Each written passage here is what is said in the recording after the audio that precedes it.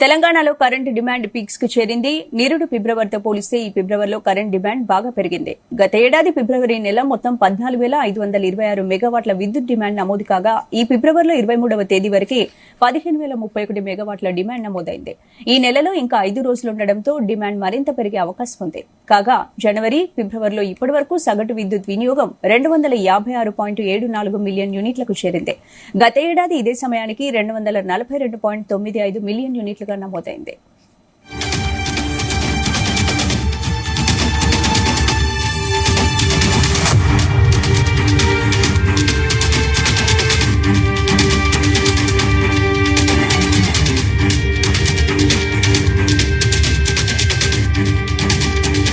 దక్షిణ డిస్కంలలో ఈ నెలలో ఇప్పటి వరకు 9,253 మెగావాట్ల డిమాండ్ నమోదైంది. జనవరి, ఫిబ్రవరి నెలలో సగటు విద్యుత్ వినియోగం 169.36 మిలియన్ యూనిట్లుగా రికార్డైంది. ఇక నిరుడు ఫిబ్రవరిలో గరిష్ట విద్యుత్ డిమాండ్ 9,043 మెగావాట్లు కాగా సగటు వినియోగం 158.71 మిలియన్ యూనిట్లుగా ఉంది. గ్రేటర్ హైదరాబాద్ పరిధిలోనూ ఇక గత ఏడాదితో పోలిస్తే విద్యుత్ డిమాండ్ ఈసారి గణనీయంగా పెరిగింది. ఇక గత ఏడాది ఫిబ్రవరిలో 2,930 మెగావాట్ల డిమాండ్ రికార్డు కాగా ఇప్పుడు 3,174 మెగావాట్లుగా రికార్డైంది.